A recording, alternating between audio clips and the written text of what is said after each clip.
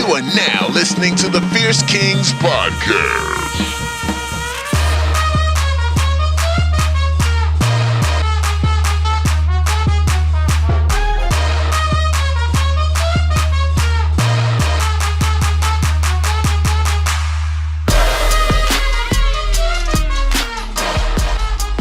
All right, hit record. Getting all started up. You know, Yep. another day, another dollar. Yeah, cough it out. Now coffee it out. Now coffee it out. Now coffee it out. He's so confident now. All right. Here we go. Episode 3. We're back. It's the Fierce Kingz. What's going on, Stu? Not a whole hell of a lot, man. Good to see you. Let's get this popping. Let's just get into it. Got some news to share with you. I think a few people already knew, but I'm going to be a dad soon, which is equally. Congratulations. Thank you. I've been telling people this. It's equally been the most exciting and the most scary or terrifying thing at the same time. Simultaneously. Like I wake up, I'm like, this is going to be great, but at the same time, I'm like, holy shit, this is for real. This is really real. Yeah, it's fucking crazy. It's terrifying. And it's funny because they sell books on this. They're like, how to be a dad. You know what I mean? How to not be a scared dad? I don't know if they write books about that. I guarantee you half the aisle is just, you go in, you see the instead of the mother version, like the father version, you see these guys are freaking out. Probably half of them are like 17 and they're just they're some of them are looking at like how to be a dad and some are looking at like different type of travel books to see where they can, they can bounce off to, and like where they can fake their death and all that sort of shit. Right? Yeah. So the first book they're looking for is just like how to be a dad. And then the second was like, all right, how to fake your dad. You got the chapters 1 through 6. Can't be a dad. How to fake your death. Yeah. It's in the shook section. Yeah. Indigo's got a full on shook section for that. Yeah. Show. Are you shook? Yeah. Aisle 7. Yeah. So I was actually thinking about this because, it's really fucked up, but I'm thinking about the drive home, right? Because if you think about it, like a baby comes out, it's screaming, it's probably pissing, why not? Right. Yep. And it was moments before it just came out of the womb, must be a really trippy situation. They wipe it off, they brush it off, maybe give it a quick hose down. They hose it down, right? Check the heartbeat. And then there's like, all right, well, we really need this bed now, so I need you to leave. Yeah, get the fuck out. Just get the fuck out of here. And you're like, but doctor, is that everything? They're like, listen, I just work here. Okay. Like, we need you to leave. All right. And then you're walking out the front doors and you get in the car and that's it. And that's the rest of your life. You're shook as hell. And that drive home must be either the longest drive and literally the longest drive, probably because you're driving like 20 kilometers an hour. Yeah. Yeah. You're so terrified that something's going to happen to this child on the way back that you get a golf cart. You don't even drive your normal car because you like get a golf cart. You go kind of down like Lakeshore on one of those like smaller paths or something more like residential. Cause you're like, I'm not taking any sort of highway. I'm not taking any sort of like freeway, any major street where things can go down. I'm doing it by the book, If there's a streetcar track, you're making a hard left. And you know what I mean? Like you're not taking that route. Well, that's one of those things. I mean, as you said, you got it kind of going on. And as we're getting closer to the age where more of us are having that sort of stuff, like having kids and having, and a family and all that. Like when I see these dudes, like have the kid in the like back seat, that secondary seat for like babies or whatever. Yeah. Going down Queen West.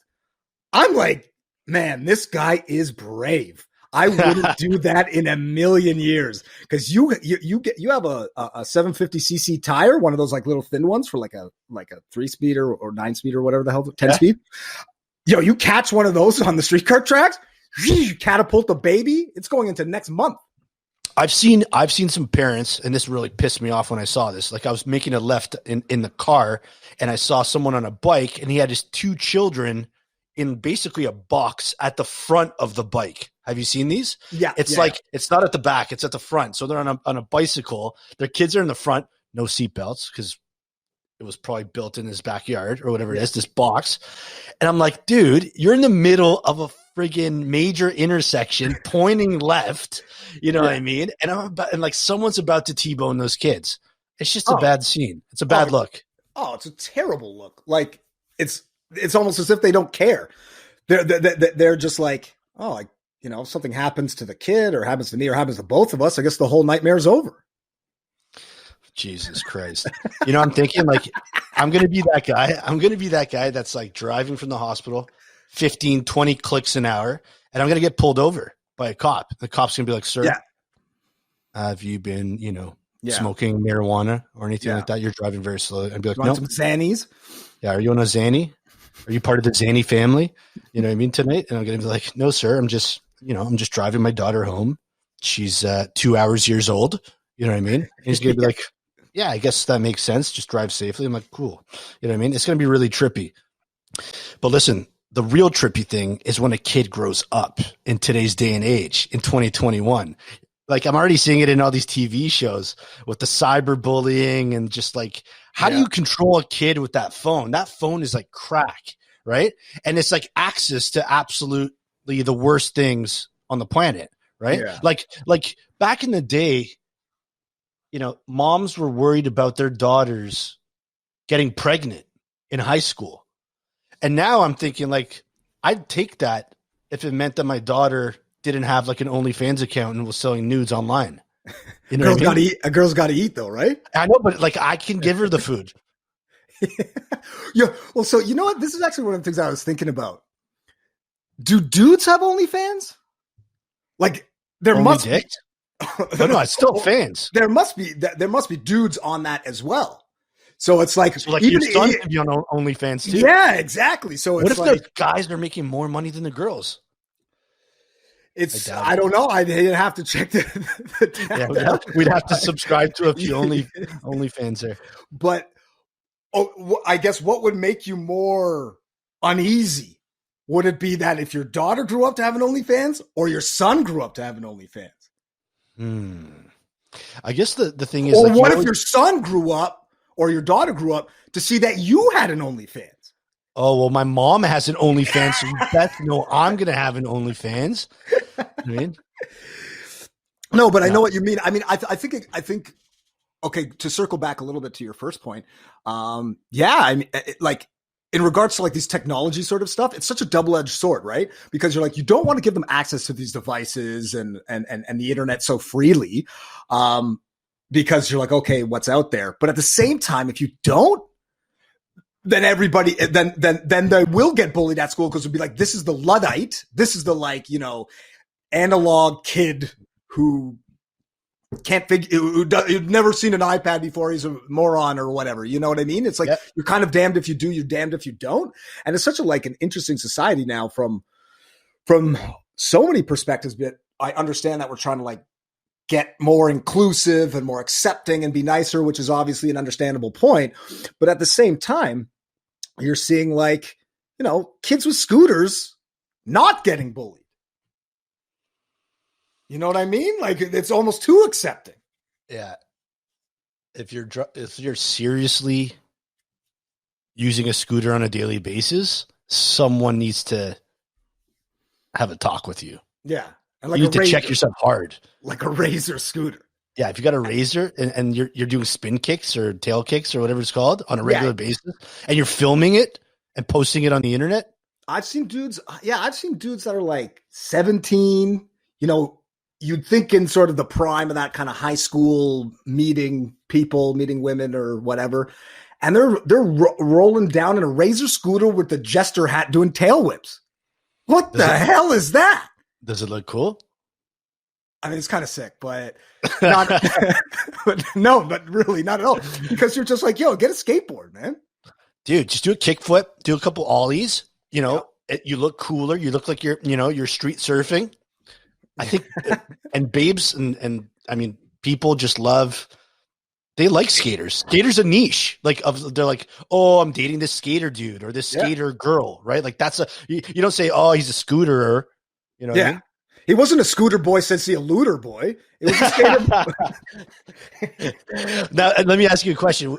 Would you rather your daughter or son have their own OnlyFans account or be addicted to scootering?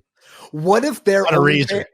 OnlyFans account was based around being nude on a razor? Yeah, they're only showing like razor pics. Only scoot. See, now that's a business idea.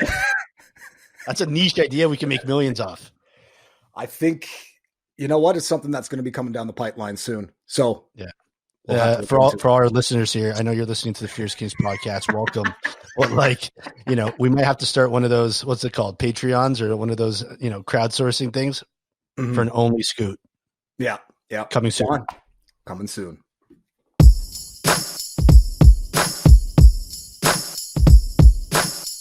You are now listening to the Fierce Kingz podcast. Okay, so there's something I wanted to talk to you about. And honestly, there's no way to really go into it without just asking you the question. But can a grown man or woman, or basically can an adult be taken seriously wearing a backpack? No, not really. I mean, it is a bit of a tricky situation because you're like, okay, you're going to the gym. I could sort of understand that. But really, I mean, I think once you get to a certain age, over the shoulder is the way to go. Like that's whether if you're going to work, you got the, like a nice leather one, kind of put your laptop in there or your other devices and things like that. Or if you're going to the gym, you got the duffel, a nice crispy duffel that's got all your shit in there. Like, I don't know, at a certain level, I think age plays a factor in being allowed to wear knapsacks. And I understand them. Like they're crazy comfortable. Like you'd way rather, you got double support. You'd way rather have the double support than the single support. Because after you wear a duffel bag or like a laptop bag for too long, your clavicle is absolutely shot. Like you're just legit, just like dying. So I'll be honest, like I love my backpack, dude. I love my backpack. And, I open it up. What's the situation? We got many situations happen here. Do I have 10 pens ready to go at all time? Absolutely. We got a pouch for that. Is there a little thing for headphones that I don't use? It's there. You know what I mean? Can I put in a 17-inch laptop? 100%. And it makes you look jacked. Yeah, that's true. It makes you look fat, jacked. Yeah. Like me. Like, I got a strong upper body, but I got a Starsky and gut. Yeah. You know what I mean? And once you put on that backpack, straightens out your posture, and suddenly, people are looking like, holy shit, I don't want to mess with this guy. But all the while, I'm just walking down the street going to work, and I got a bunch of, dorky things in there and like my mom's lunch. Because that's actually a good point. Because on the opposite end, I think we have relatively similar physiques. When I'm rocking an over the shoulder, I got breasts. I need a man's ear. Support. I need support. Yeah. So it is weird. I remember, okay, so this is actually an interesting thing, and it's surprising it popped up. When I first started when I was working on this gig one time, and I was doing like work, like basically assisting as like a driver, like helping like move stuff. And this guy, the guy was kind of a creep anyway. He got shit canned, I think, for harassment or something later on. But we were driving and we were in this big Hino. And if you know those big kind of Hinos, they're like the big kind of giant cube trucks or whatever, right? So they got a lot of bounce. You know what I mean? And you don't want to be wearing Van Lawn in that. And so you have your seatbelt on, and I think I was a little bit in better shape at the time, but we were just going, and there was some jiggling and the bouncing to driving down the road. And the dude next to me looks over and he's like, you know what I love? Girls that wear over the shoulder bags so their titties are popping out. So I guess I reminded him of just two nice bosoms coming through like a leather strap. You were the inspiration for him to. He was looking at me. I could see his head kind of bobbing up and down with my man chest, and he was just like, you know what? I could go for a quick little suck on those. You know what I mean? So I told him to fuck right off. He definitely got shit canned. He was asked to leave kindly, 100%. I don't even know if it was kindly. I think it was Rudely. It was forcible, forced removal of the building. But yeah. No. So completely hear you. Listen, there's probably a lot of listeners right now and they're thinking, but I love my knapsack. I put my knapsack on my bike. If you're a biker in the city or whatever it is, you definitely got a backpack on. I like my backpack to work. The thing about me is like, and I don't know what you dress to work. I haven't been into the office for a long time. I got a story about that later, but once you start your career and you start going into the office, at least as a man, I'm wearing button ups and maybe some khakis and I'm wearing some, desert boots or whatever. It's kind of like the standard kind of like casual business attire. Business casual. Business casual attire. But I got my backpack on. Like I do have my backpack on. Now, okay. Let me interject though.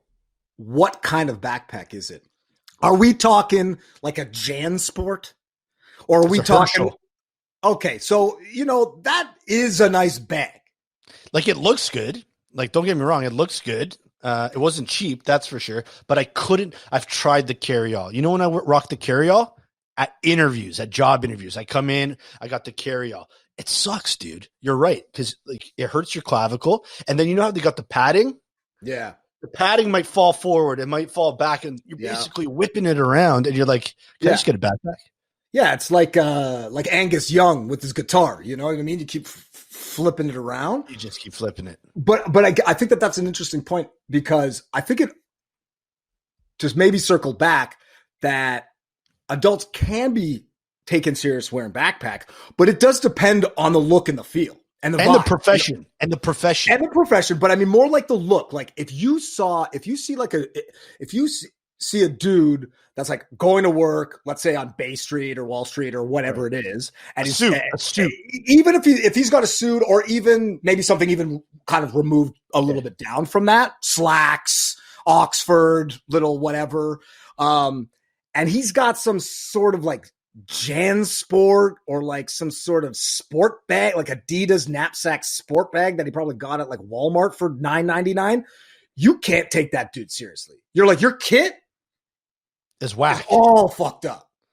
Yeah. So I mean, I empathize with the backpack. I understand the backpack, but the backpack is like clutch. Yeah, but like you said, it makes you look a little bit lazy from a style perspective, right? Like, look at this guy schlepping into work, even though you're about to crush it, but you just happen to like your back support. You know what I was thinking though? The profession. So imagine like got your undergraduate degree. Okay. You crushed it. Now you're going to Harvard Law School, right?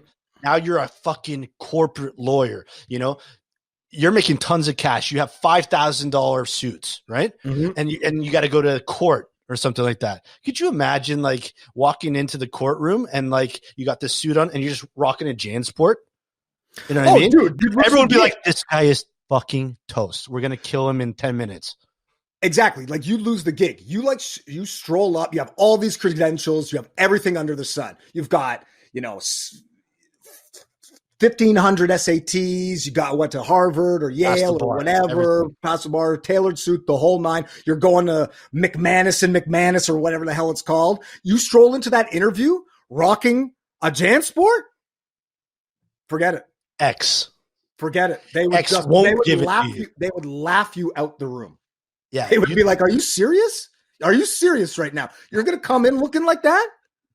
Yeah. And if somehow you did get hired, if you went into the courtroom, I bet you like people would use that against you. You know what I mean? They'd be like, objection, Your Honor. He's been rocking that backpack since high school. What's under the desk, sir?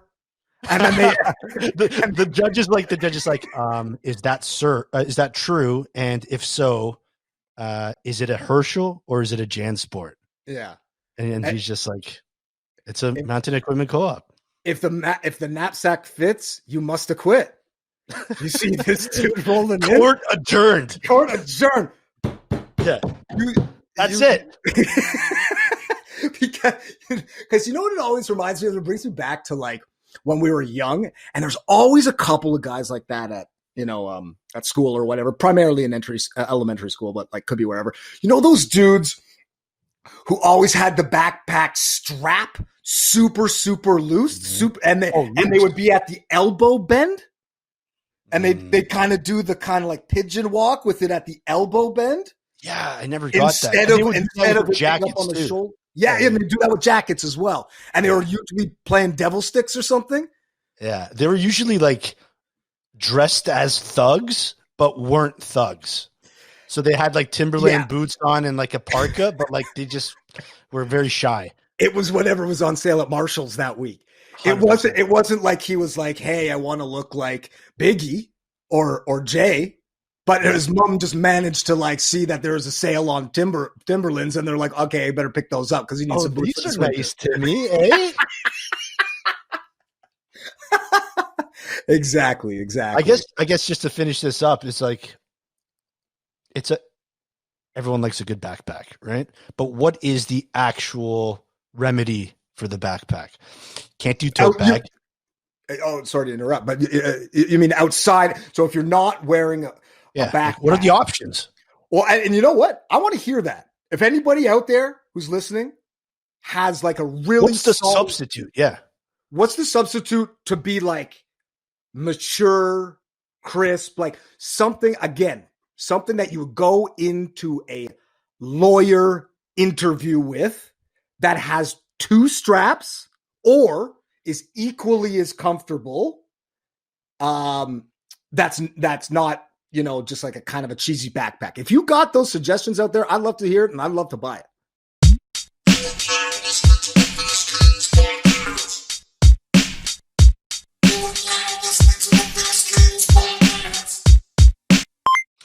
All right. So when I was growing up, I had a little bit of a different home than some of my friends. And you could attest to this because, we've known each other since we were 6 years old or even before that. Mm-hmm. But my father bought a house and he basically built it. And a lot of homes are like this in Toronto, but he built it into multiple units, right? So we rented out the basement. We had a main floor that had like 1 bedroom. And then there was 2 floors up top. And so they were split into different apartments. Now, what happened was like over time, we would live on 2 of the 3 apartments at any given time, right? Mm-hmm. Top and mid, bottom and mid, like whatever it was, depending on the tenants. And so for the most part of at least the high school, years or whatever it was all carpet, mm-hmm. So you'd enter the house. It was carpeted. The stairs going upstairs to the main living area were carpeted. And then it would cut off right as you get into the living room into like tile, right? Right. And so what happened typically is like we would take off our shoes at the bottom of the stairs, which were carpeted, right? Yep. However, there was something about the carpet that mentally left the whole family thinking, well, this is perfectly fine to walk on with shoes, right? And so what happened is I was living in a hybrid shoes on, shoes off situation at my place. Right. And I know this is a touchy subject because there are people in the world that are straight up, wear shoes off. Oh, yeah. And we're like, we're shoes on here. So you can do whatever you want. Yeah. And so it was difficult for me because like you'd go up the stairs and you're in your shoes. You're like, whatever. I'm just going to go to the kitchen real quick with my shoes on. My mom's not going to care. Right. Type of living situation. But now, like, with my wife and stuff, like if those shoes aren't off, pal, it's big trouble, eh? Yeah. It's like you get smoked from afar, a snipage too. You know what I mean? Like someone can catch you. So like, what did you grow up with? And then let's talk about like, what are people rocking now? Like when you go into people's houses? Yeah, I don't know. I mean, I was the latter in that story. Like we were like a hardcore shoes on house. I mean, obviously outside of the obvious being like it's crazy slushy and snowy or super duper wet. Oh, yeah, wet.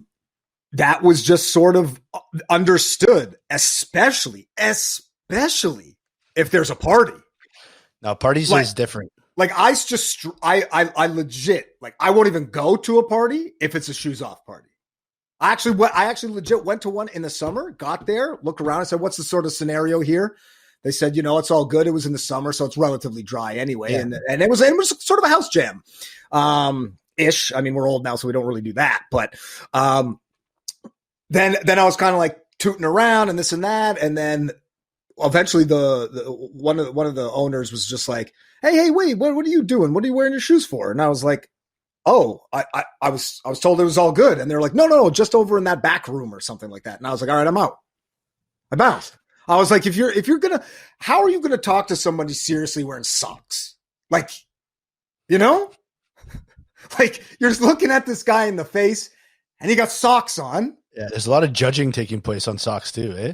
Yeah. You just feel like, I don't know, like a kid or something. Like, well, think about it. Also think about it like this. First of all, I have a huge opinion on parties and shoes on, shoes off. But imagine this. We're going to a party, you and your date, all right? Boy or girl, partner, whatever it is. Typically, when when you're going out on a date or if you're going to meet some friends at their home, you dress up or you're not looking like, not a schlub. You're changing your clothes. Yeah. And with changing your clothes is putting on a certain pair of shoes. Yeah. Right? For example, like women, they'll wear a dress. They're like, oh, it's the summer. I'm wearing a dress. I'm going to put on some heels or whatever it's called. Right? Yeah, yeah. So imagine wedge, whatever it is. Somebody to make them taller, basically. Sure. You know what I'm saying? And nice calves. It makes their calves look really good. Got to have calf. Yeah. And basically, like now think about it. They're coming to this party, and the second they walk in, they have to take off their heels and they're barefoot. Right? Oh yeah. And you're just kind of like, why did I even wear shoes? Like, it defeats the purpose of dressing up or a part of that outfit. And so I think if you're throwing a party, a modern day party where like there's going to be a lot of people in the house, you're a shoes off person, you take the hit, man. You take the hit for that party. Well, because as you said, like, it's like, what's the difference between me wearing my heels or wearing Crocs?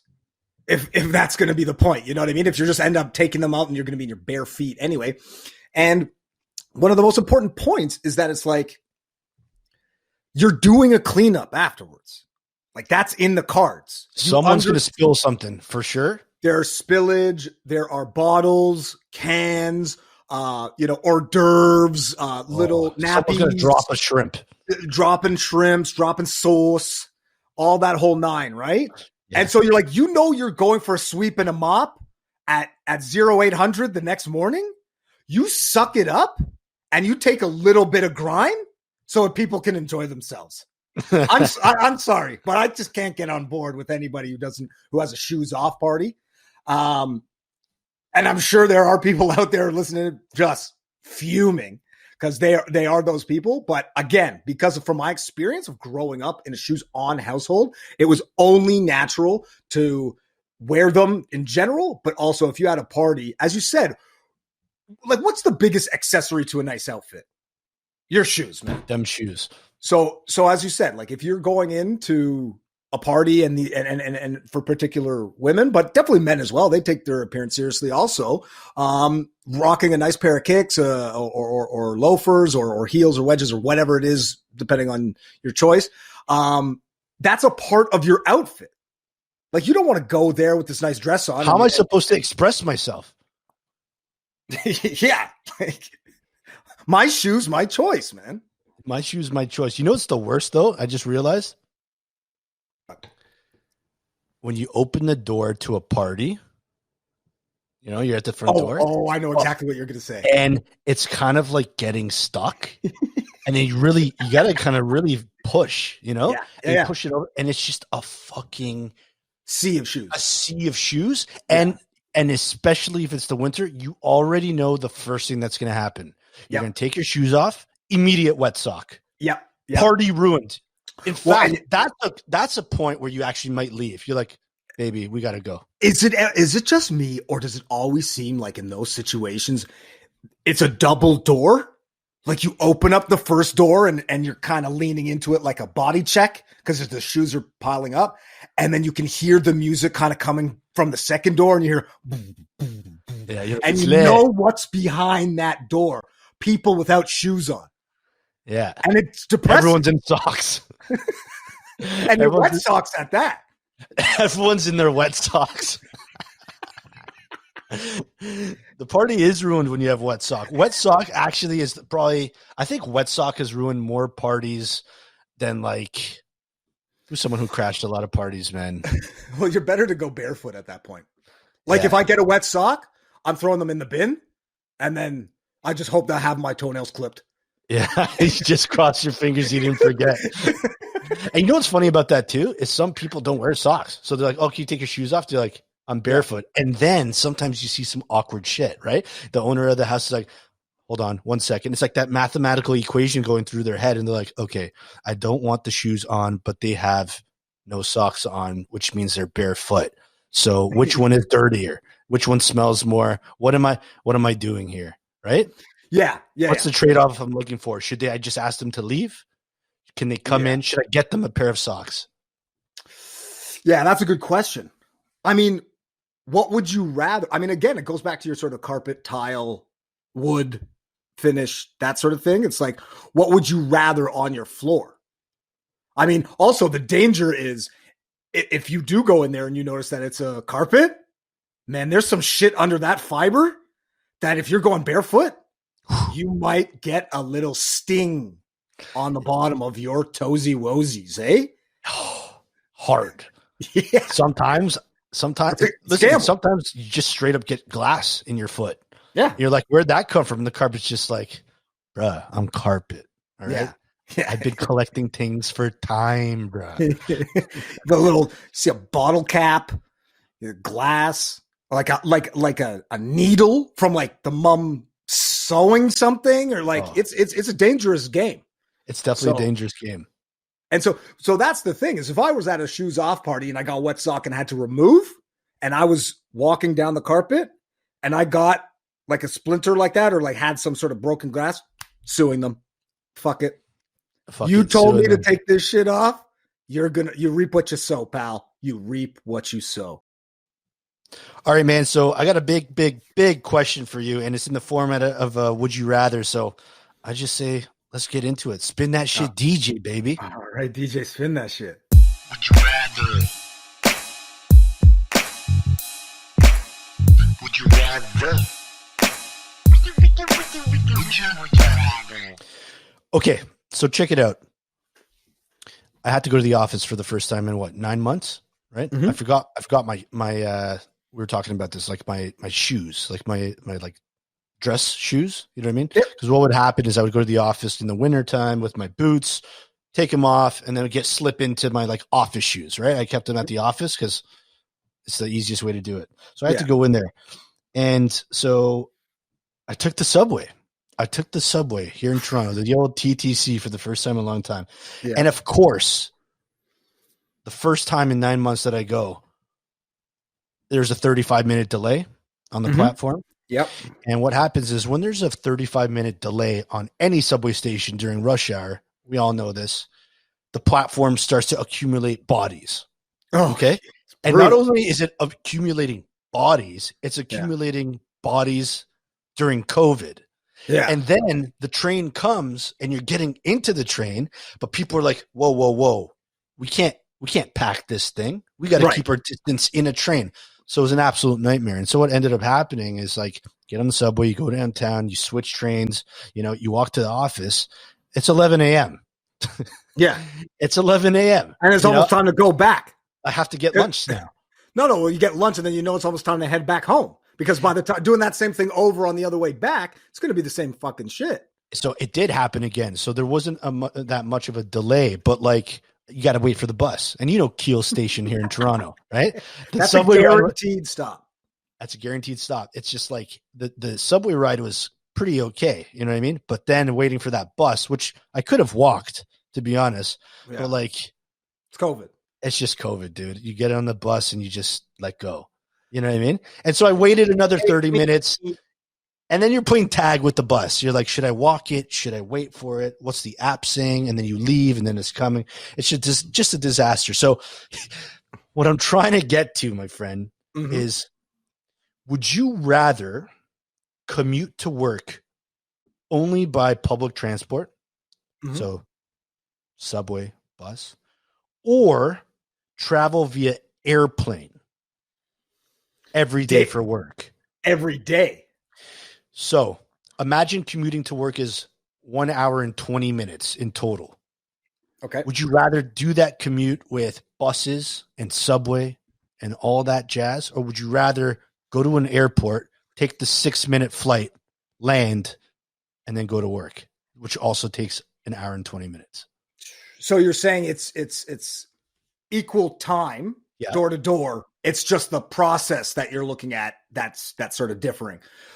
Precisely. Well, like, man, I hate the subway like so much. Yeah. Like my shitbox 2001 Honda Civic that has broken down and almost killed me more times than I can count. Yeah. I had to get that because I had to get the fuck off the subway at almost any given time because it's a total nightmare, like you said. But more often than not, and because flying isn't like it used to be, where it was like, you know, people got dressed up and they were proper, probably more affluent, or that was a big trip and everybody was all decked out. It's basically just subway people at the airport anyway. So not only are you dealing with all this crazy shit getting through with security and blah, blah, blah, blah, blah. And now with the COVID stuff, surprisingly enough, it actually is a little bit easier because not as many people are there, but you got to wear the mask and this and that. You get off, you get through the security and you think you're making a break for it to the gate. Then you get to the gate and it's just a bunch of subway people there. Yeah. And you're like you're kind of trapped. You're in a shitbox in the sky, or you're in a shitbox on the ground. However, what I do like about flying is the airport, because it feels like you're doing something. You know what I mean? You got to come early to the airport. You got to check in. You got to go through security. Hey, John. Now you're doing this every day. You know the security guard. Hey, John. Hey, Sally. Blah, blah, blah. There's a restaurant. Maybe you get your breakfast it's a 5-minute flight. So everything in that hour and 15 minutes is maybe something that can make your day a little bit better. So you get your coffee, you get your eggs, you know what I mean? You sit down on the flight, get a nice soda water with some nuts, you know what I mean? And that's twice a day. You know what I mean? You get a pillow so you can rest your eyes for 2 to 3 minutes, you know what I mean? And then you got to go to work. Because it's really in effect just like a mall. It's like a mall that eventually catapults you from one place to the other. Yeah, and it's a mall where you can buy like liters of hard alcohol for significantly cheaper. And don't you notice when you get to the airport, like if you're posted up and you got some time to kill and there's another guy sitting next to you and you're having a few pints, that you'll open up to them like crazy. You'll tell them the shit you've never told anyone else before because you know that guy's going to fuck off and you're never going to see him again. Yeah, exactly. Yeah. So you're like, yo, buddy, like, let's have a heart-to-heart here. And then he's like, all right, I'm taking off to Liberia or something. And you're like, well, good luck with that. And I'm headed off to Winnipeg. Yeah, I'm headed off to I'm going downtown. Yeah, well, good luck with all of that, you know? I think the one, I would agree with you. I would lean towards the airport if I was picking.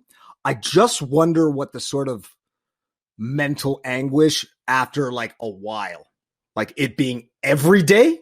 If it were like once a week, no doubt.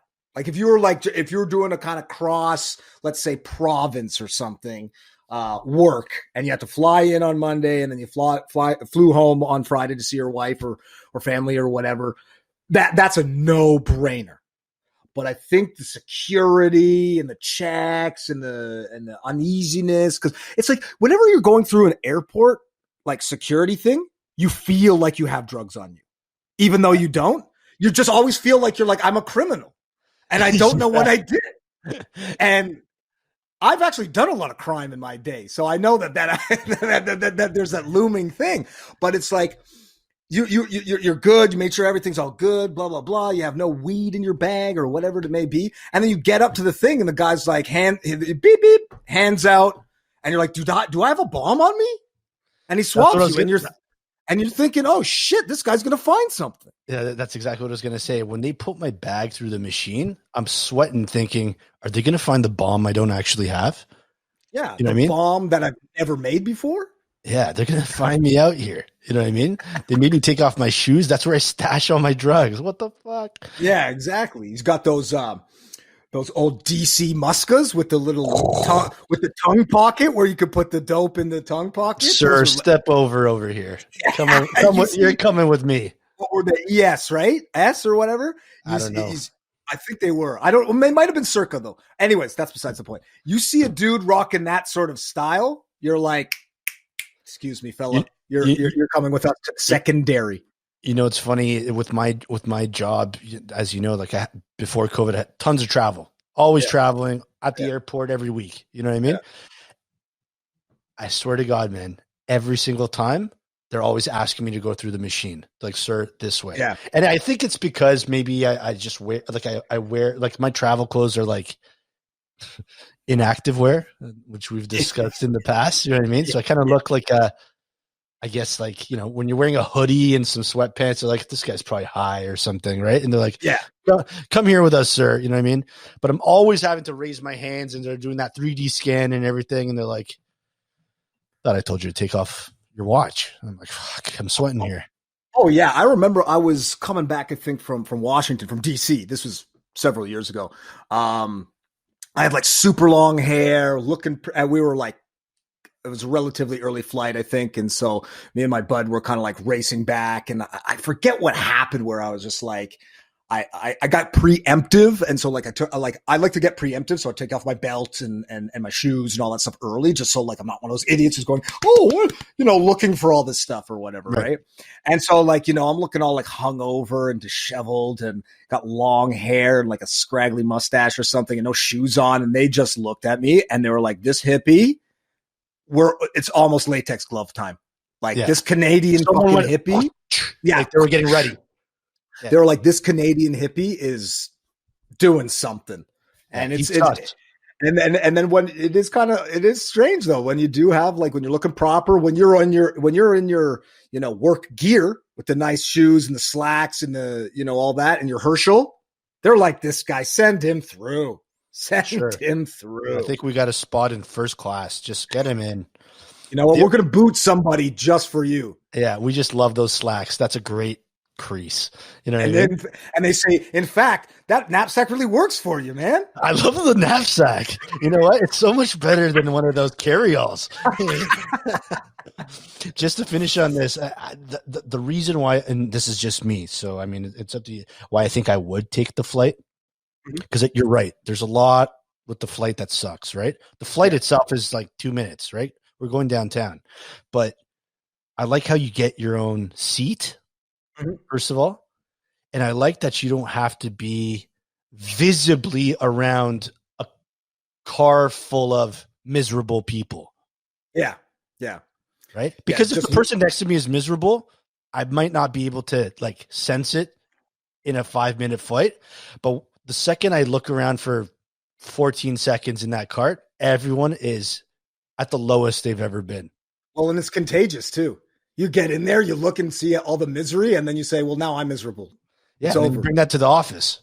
And then you bring it to the office and tack on a 35-minute delay. All right, that's it. I quit. Yeah, and then people wonder why people come home, order a pizza, and then basically drink until they fall asleep. It's the Subway. You just rot. And speaking of rotting, we might as well just get into the you rotted section right now. Let's hit that.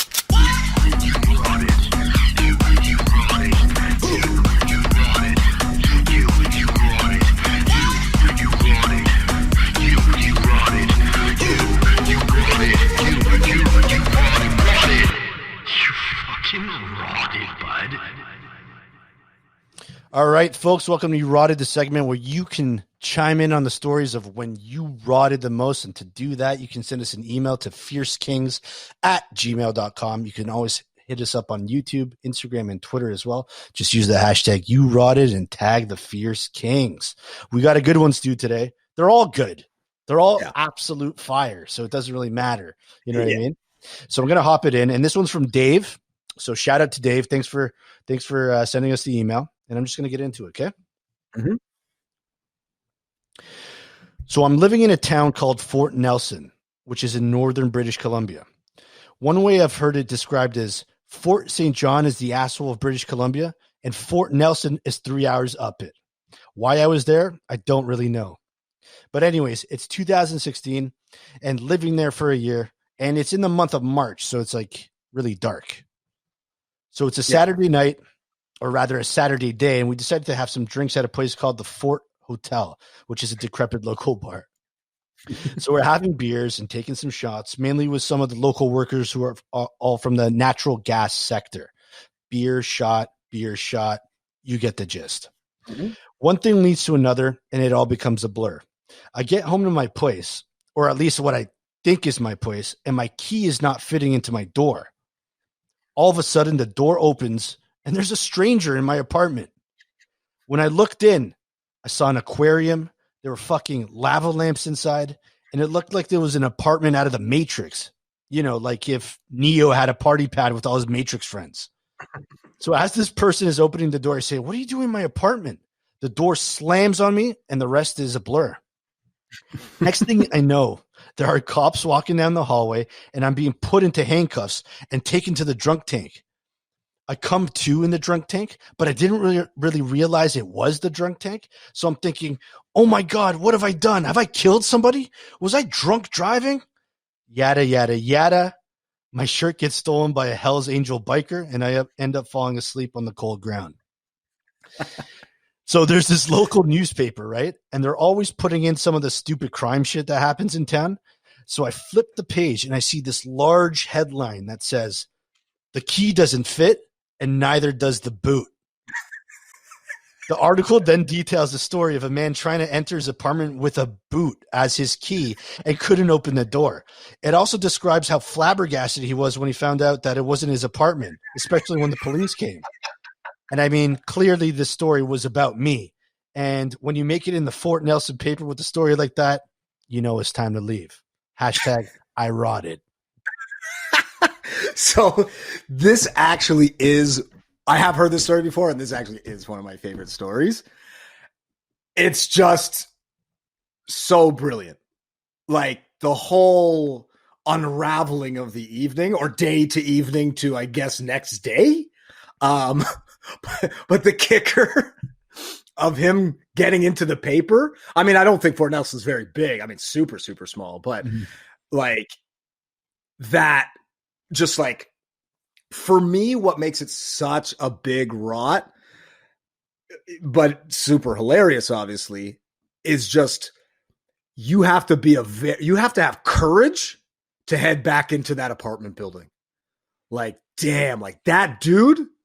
So it like, because he must have been a neighbor, or at least someone like sort of close on the same floor, or at least in the same building. Like, because he was in his building, assuming that it was his home, right?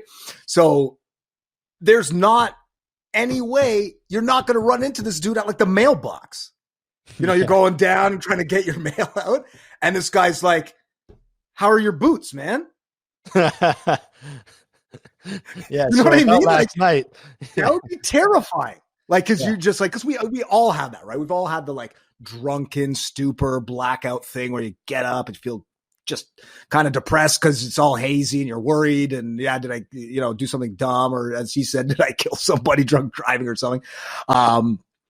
We've all had those days where you kind of forgot what happened, and it's scary enough, let alone waking up in some very bizarre town's drunk tank, shirtless on the cold concrete, and then get on the walk home, opening up the paper to see that's you in there trying to break into somebody's house with a boot on your hand.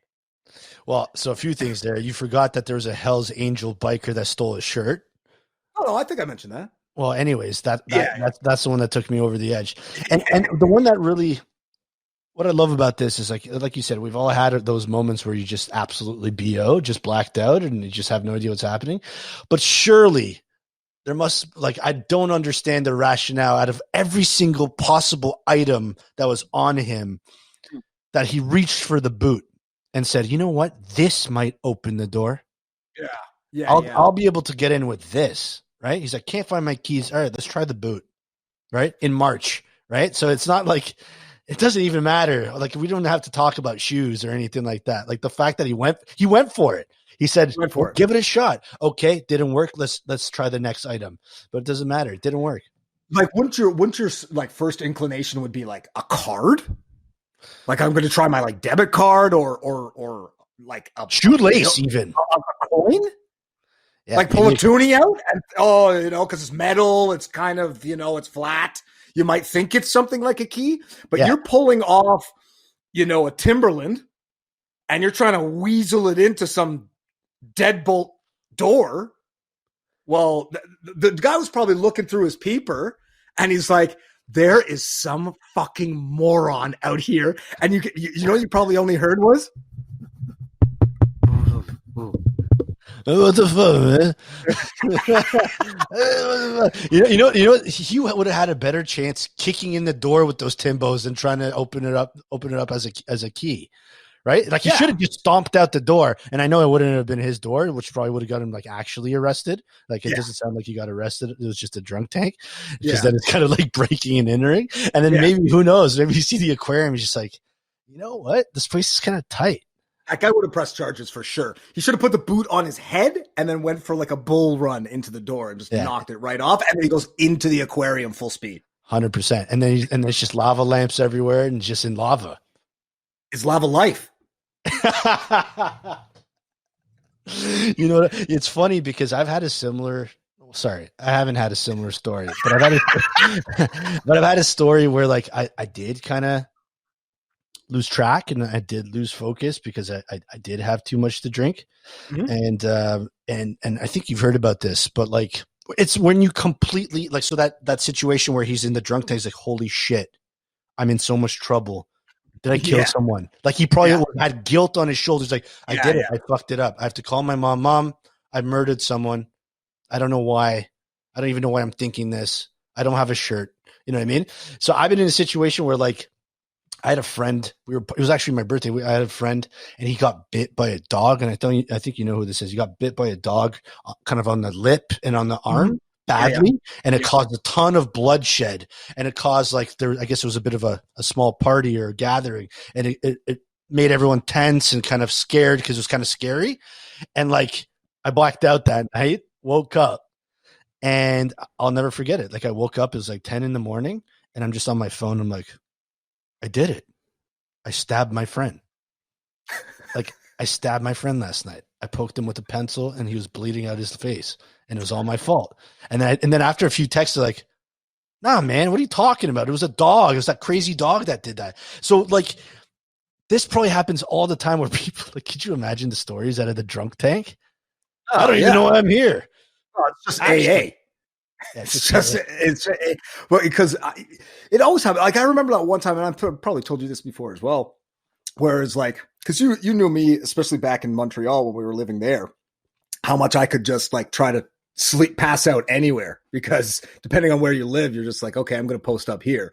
And I got super wasted, and it was freezing. I think we had just gotten back from Christmas. So it was like, January in Montreal, and I saw like a TD Bank, and I was like, all right, I'm going to take a snoozerino, a snooze in Sarandon. And I passed out like underneath one of like the ATMs. And then like I woke up like only a couple hours later, and I like looked on either side of me and there were bums. And so then I just got up, took out a twin from the fucking machine, and hopped in a cab and bolted home. Cause I was like, oh man, that is a new low. Wow. That is a new low. You know what's jokes about this? It's like, I want to know who this reporter is who gets that column in the paper. They're like, what kind of dirt can I find out in this small little town tonight? Ooh, someone tried to break into their apartment with a boot. Done. Headline, very witty headline. You know what I mean? They probably went to they're probably failed journalists. You know what I mean? It's the Lois Lane of Fort Nelson. Yeah, knows all the cops, and she had the inside baseball when the 911 call came in and said there's some freak outside trying to bust in. She was on the cops to it. She was on the scene. She was on the scene. Action live news reporting. She was like, I got to see this guy with the boot. I hear there's commotion going on Main Street. So she briefed the cops. She's like, look, he's about male, 28 years old, very intoxicated, black boots, tried to get into apartment number 16. You know what I mean? Like, who are you again? They're like, don't worry about it. I'm going to write an article. What's your name again? I'm going to write an article about you if you don't let me in. Fucking hell, man. What a crazy place. I guess what he's trying to say is he wouldn't he wouldn't recommend going to Fort Nelson and having too many drinks at the Fort Hotel. I think he's been 86 from the Fort Hotel. Bar's closed, man. Bar's closed. He's 86th, and he 86th himself. All right, man. Well, it looks like we got to get into our last segment, which is the top fives. It's the top fives, baby.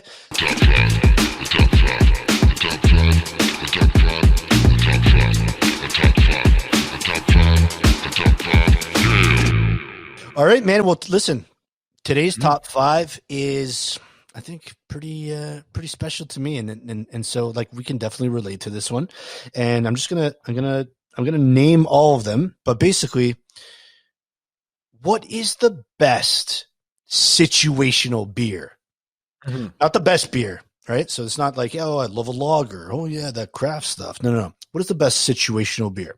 Mm-hmm. So this is what I have in the top five. We'll discuss each one, and then we'll rank them. Okay. So we got the shower beer. Okay. Mm-hmm. We got the tailgate beer. Okay. Mm-hmm. We got the pre-guest beer. Mm-hmm. We got the secret beer. Yeah. And then we have the patio beer. So let's just start from the top with the shower beer. And so I actually want to kick it off because I've recently done a shower beer over the holidays. And so a shower beer for me is typically when I'm running out of time, right? Mm-hmm. So like I got to get somewhere, or we're going to a Christmas party, or we're going to something else, and like it's 9 p.m. I'm like, holy shit, I need to shower. The beer's coming with me. You know what I mean? Right. And there's something amazing about taking a hot shower and cracking a frosty wobbly pop and just crushing it to your dome piece like Jerome's niece. And it's just incredible. It's sensational sometimes. And like, before you know it, like you're nurturing this beer just standing in front of the mirror, and like you got to brush your teeth, but not until you finish that beer. So for me, the shower beer is like what's it called? It's like a prerequisite sometimes for going out. Well, it's also like a time management thing, right? You're like, okay, I'm going to crush a few of these while I'm getting soggy, the soggy bottom boys, and it fits it all in, right? Because like the pre-gaming stuff, usually when you're sitting down and you're doing it and blah, blah, blah, blah. With that, you're kind of putting it all together and kind of wheeling and dealing at the same time. And yeah, I think there's definitely something to be said about just being in the buck, staring at the mirror, and just a nice, just cold one. You know what I mean? Just going down the hatch after a hot shower. Yeah. It's probably similar to, it's probably the closest we can get to like a sauna beer, right? If you think about it. Yeah. Well, yeah. I mean, something that you could get to as close to that on the daily. You know what I mean? Yeah. Like I think if you bought in a couple wobbly pops in the sauna at the gym, people might be saying, I don't know about this guy over here. Yeah. You might lose your membership. All right. Listen. Tailgate beer. So for those who, I mean, we all know about tailgate parties and stuff like that, but I also call this like the post sport beer. So maybe like you had a soccer game, you know what I mean? Or a hockey game, or you know what? This also applies to like when you were back in college and like you had like group projects with like a team. Yeah. It's like post event beers, which I love. Yeah. Yeah. Like I remember like even in college, like, you know, you're working on a presentation or something with like a crew of 4 or 5 people, and you just, you know, it took 2 months to work on this project. And then you're just like, you know what? Well done, guys. Do you want to go across the street to Gabby's, have a few friggin' dollar beers and crush a pound or 2 of wings to your skull? Dude, I finished up doing that language course at U of T. And so because it was the same group that went all the way through, we all became relatively tight. Sure. There's one dude in particular, who's an Irishman, and you know they like to get down, right? So me and him go after we graduate. Last class, the whole nine. We hit this bar out in Yorkville, next to U of T. I got annihilated, just hammer drunk, and took a cab home, whatever, and then woke up, maybe not unlike Dave's earlier story, and I realized I don't have my knapsack. No. And so my knapsack, because I've gone to class or the final exam straight from work, my knapsack had my hard drives, my computers, and had very sensitive information on it. You rotted. Not to mention all of just like my other stuff as well. Yeah.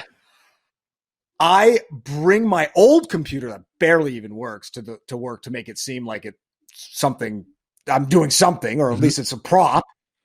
And then I'm like, okay, the place opens up at noon, I guess, for lunch service. I'm like, I got to go check it out. And I was just panicking. And I was like, okay, you know what? Fuck it. I'm driving down there. I went at like 10:30. I noticed that the door was open. Looked like maybe someone was trying to get the kind of cleanup going. So I'm like, okay, kind of knock on the door, yell, hello, hello, hello.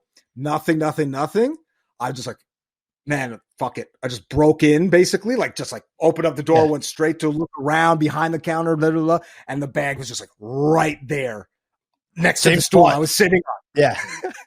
That's incredible. So you guys bonded. It was a good time. Yeah, it was a good time. You guys bonded.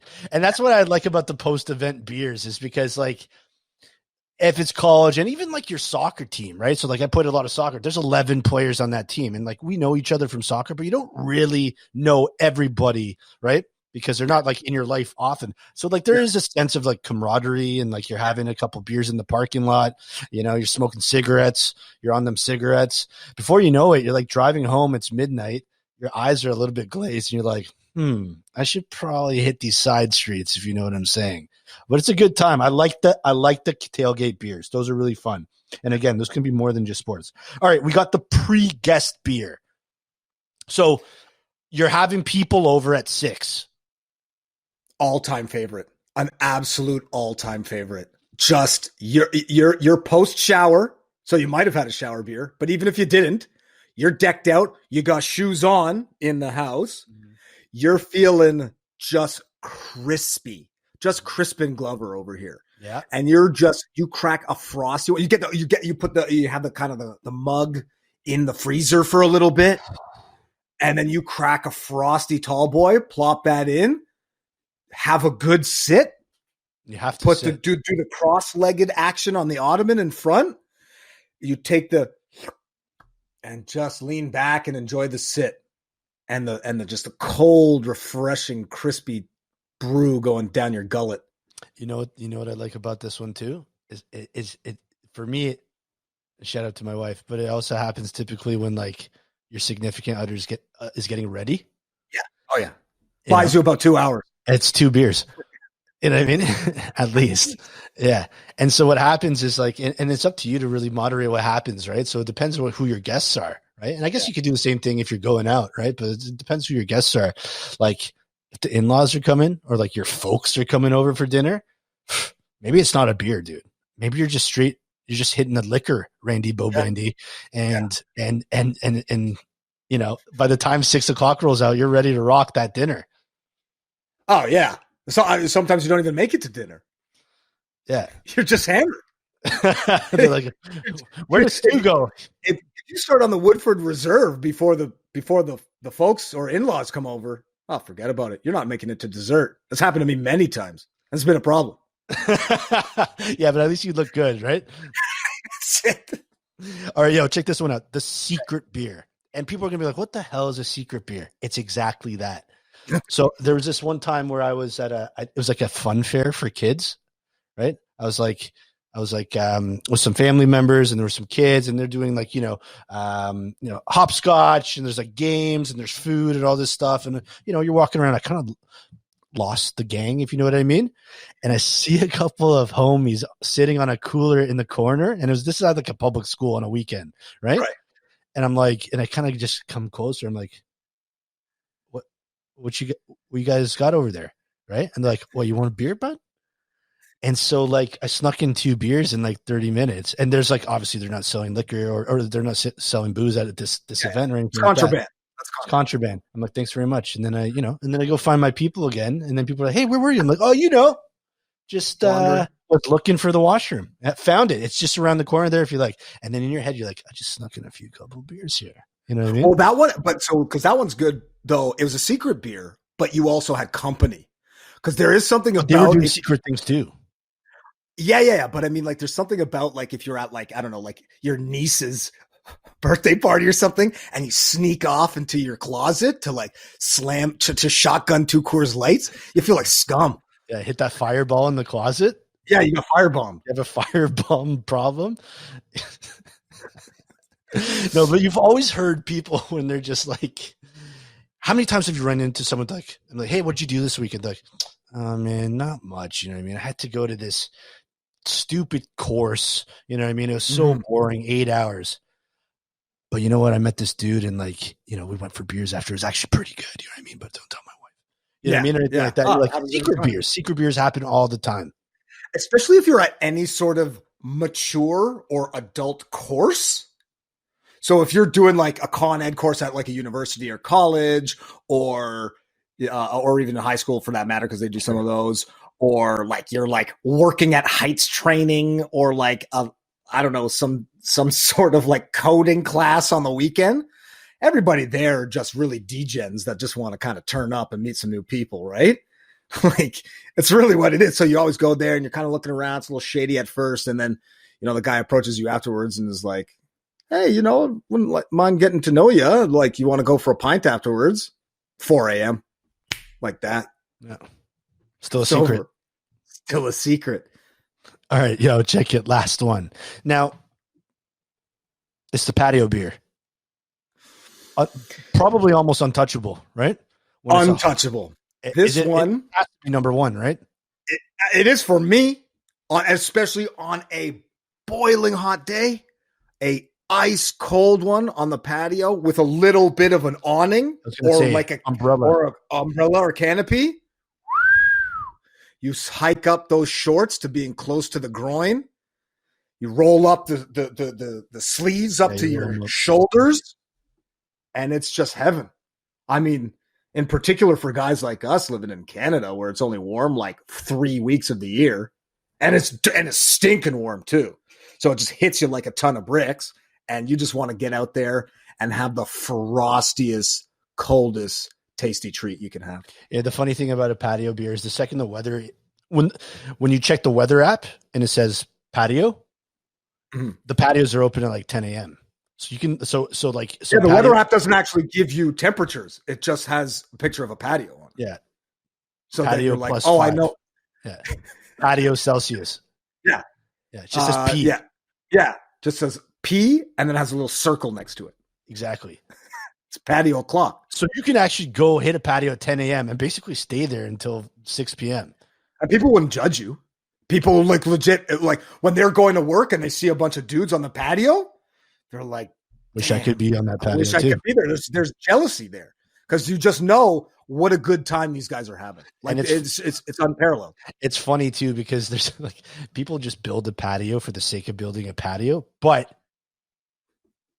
people love it, right? So you see some of these like small little, you know, hole in the wall bars and stuff like that, and they just like, I guess they're like a carpenter on the side. They just build like a 2-man patio in the front, and like there's a lineup for that one table. Dude, they'd rather demo the whole building and make their bar a patio. Like, why isn't there just they're just call your bar patio, and it's just a patio. There's no inside.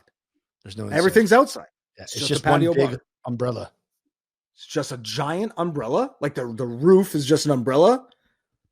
Patio chairs and tables as far as the eye can see, and just the crispy boys on the planet. Okay, so then let's rank these, okay? Shower beer, tailgate beer, pre-guest beer, secret beer, patio beer. Let's start with number 5. It's 5 for me. The secret beer. Oh, secret beer. Okay. This is 5. You're going 5 being the lowest, of course, right? Bottom of the totem pole, bud. Bottom of the totem pole. Secret beer is actually 5 for me. Shower beer for 4. Shower beer for 4. Post sport. 3. Yeah. Pre-guest 2. Patio 1. Patio 1. Okay, so we had a little bit of a jumble between 4 and 5, but we're more or less on the same page. Okay, we got the top 3 in order, and that's all that matters. And I implore anybody out there listening, if you've got a different organization of the list, or if we've missed one that you think is just the most divine beer, you let us know. Or straight up, like you could just be going to a secret post-event patio beer. You're going to one of those secret beer meetings. You're going to a secret beer meeting on a patio that happens to take place after an event, and then you got to shower. I assume that's where the Illuminati gets most of their work done. That's exactly where they get it done. Yeah. They're just a round of Coors Lights for everybody. And they're like, okay, how do we take over the world right now? What are we going to do? Okay, unleash the virus. Well, that's it, folks. That's it for this episode of the Fierce Kingz podcast. Remember, you can hit us up on fiercekingz@gmail.com if you want to submit anything for you, Rod, or if you just want to chat. And if you want to chat even more, you can hit us on that Twitter. You can hit us up on that YouTube. You can hit us up on that Instagram. Any last words, Stewie P? Always remember right now, you are